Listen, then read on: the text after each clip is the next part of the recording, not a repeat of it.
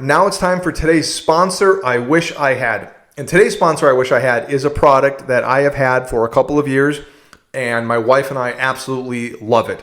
We are both huge coffee fans. I'm more of the fan of actual coffee. My wife is a fan of drinks that are coffee adjacent that tend to have a lot more syrup and flavorful yumminess and less coffee flavor. But we both like quote unquote coffee and coffee drinks. So we had a Keurig for years and would just dump a gallon of creamer and sugar into all of our drinks every single morning.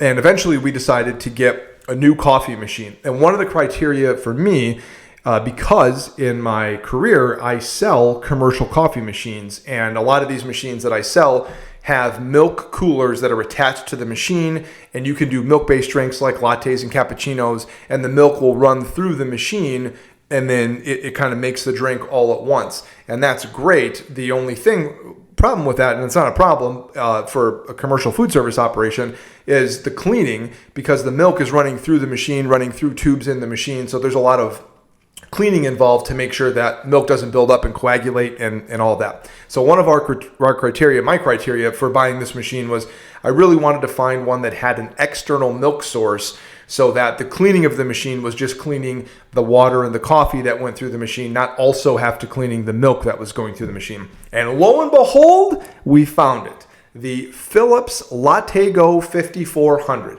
This machine is the cat's pajamas, the bee's knees, the greatest thing in the world. It has an external milk carafe that attaches right to the machine, so you don't have to do anything yourself. It is a super automatic one-touch machine where you push a button and it makes your drink. You can do lattes, cappuccinos, macchiatos, mochas, regular coffee, Americanos, espressos, the whole 9 yards.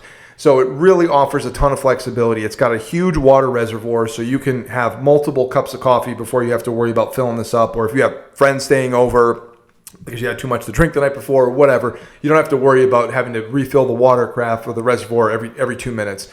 It's got a huge hopper for beans, which is really cool. It's just a great machine. It's super easy to use, super easy to clean, and I highly recommend it. We bought ours through, I believe, Williams-Sonoma, but if you go to Philips' website, you can find the Lattego 5400. There are a couple of different versions of the machine. Each one that goes up, it includes additional features, so I would highly recommend that if you like coffee, if you like milk-based drinks, especially as we're into the colder part of the year and it's almost Christmas time, you might need to put this on Santa's list. The Philips Lattego 5400, today's sponsor, I Wish I Had. All right, in today's Just the Tip segment, I have a culinary tip for you that served me well when I used to cook professionally and served me well after I was done and hung up the apron. As we get into the holiday season, especially real close to Thanksgiving, but even if it's too late to use this tip for Thanksgiving, you can use it upcoming for Christmas or New Year's or whatever the holidays that you're celebrating. So the idea is everybody gets up Thanksgiving Day super early, right? And they get the turkey on and they get the grill fired up and the oven is on and you're just in the kitchen all day long, just cranking out food all day long. Typically, it's not food that everybody loves, or not food that everybody loves as much as something maybe like pizza or steak or tacos or nachos or whatever. So you're slaving away all day long with food that isn't necessarily anybody's absolute favorite, but you're doing it because it's Thanksgiving. So my Just the Tip segment here is to do all of that prep, or as much as possible, in the weeks or even a month leading up to the day. So all you have to do on the day before is warm stuff up. Now, there's a few things that you're going to have to cook from scratch, but a lot of stuff will hold really, really well. And one of the things that I did as a practical example is I took, instead of turkey, I cooked turkey breasts, big turkey breasts, like 2 of them, and I cooked them a couple of weeks beforehand. So I had plenty of time to brine them overnight and cook them perfectly, let them cool down.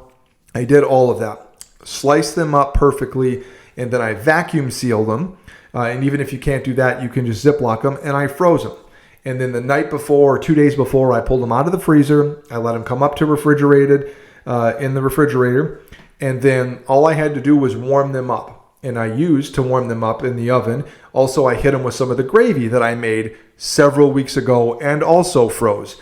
You can do this sometimes with vegetables like roasted potatoes or whatever. And I understand people want to go crazy and show off for the holidays and cook as much as possible. That's great. I'm just saying, if there's a handful of things or even one thing you can do days or weeks before, and that's one less hour you have to spend in the kitchen, I think that's a huge win, because the whole purpose of you being with Thanksgiving or Christmas or whatever and having family and friends, you're supposed to be part of the gathering. You're not supposed to be the one catering the gathering. So if you've got to do some of that cooking, try getting ahead of it by a couple of days or a couple of weeks. All you got to do is warm stuff up. That is today's Just the Tip.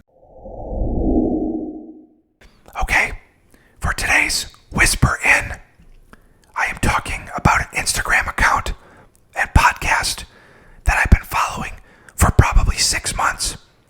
It is called Whiskey Noobs. And the guy that handles this is a very balanced and very appropriately opinionated when it comes to giving thoughts on whiskeys and bourbons. Now, I love bourbons, and I love some of the big brands, and I like some of the more obscure ones as well. But this guy does a really great job of giving you an unbiased opinion on different things, different categories, and he also does a lot of blind tastings with different whiskeys and different bourbons and gives you his honest opinion.